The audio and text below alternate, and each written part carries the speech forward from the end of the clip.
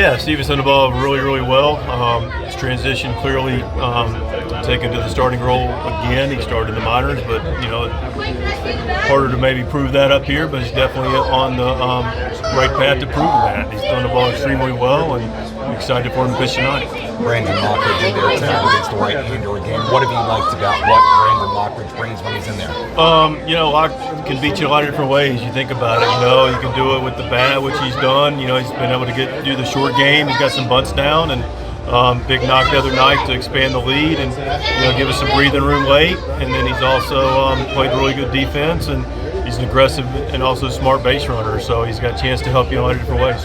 Yu Darvish with the rehab outing in Las Vegas on Wednesday. What's the latest on you after that?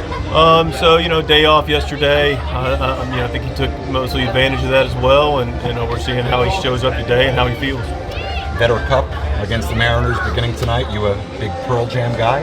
I respect the music. I listen to it. I can't, like I said, I don't have any posters.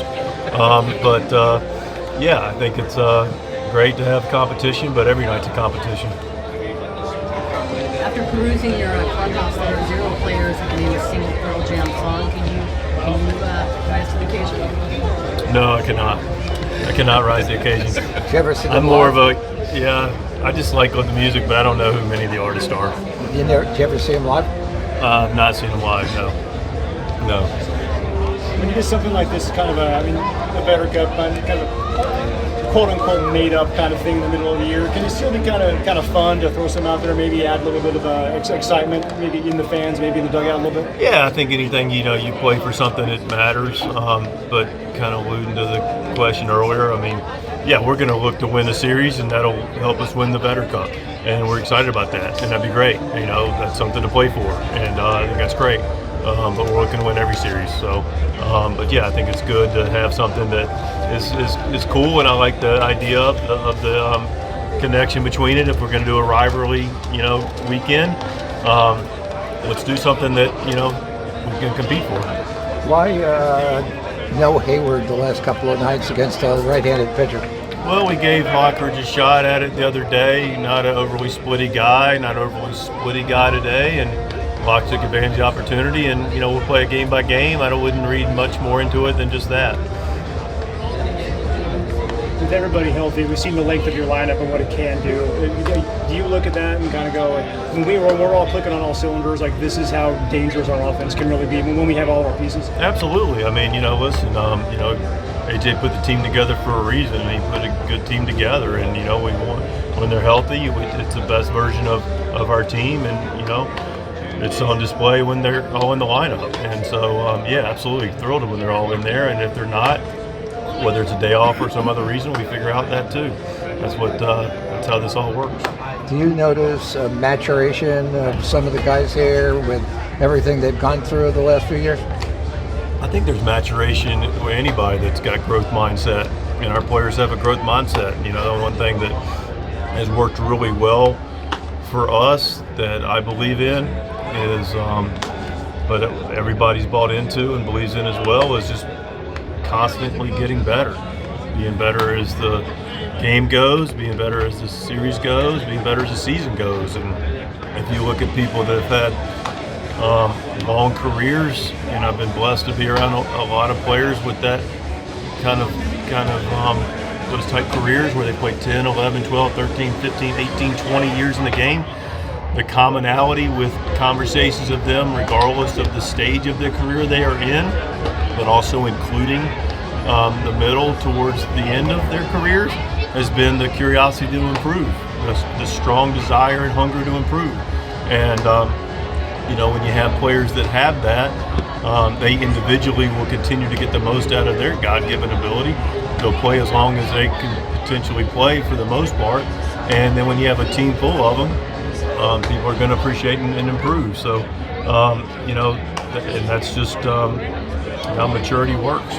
And not everybody has it, and it's not easy. And especially when you're a younger player that has a lot thrust upon you. What do you see in Tatis? Everything that he went through early in his career. I first saw him in the minor leagues when he was 19. So now he's 26. He seems to have starting to get it.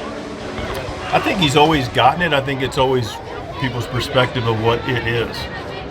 You know, when you burst upon a scene with that kind of physical ability and that kind of success, you know, there are people that create their own expectations. And I'm not saying they're right or wrong, but, you know, it's also a process of, you know, the game will adjust to you. There are things that take place that require adjustment. The adjustments aren't easy. And, you know, you're doing it in a very, very, very, very, very public view.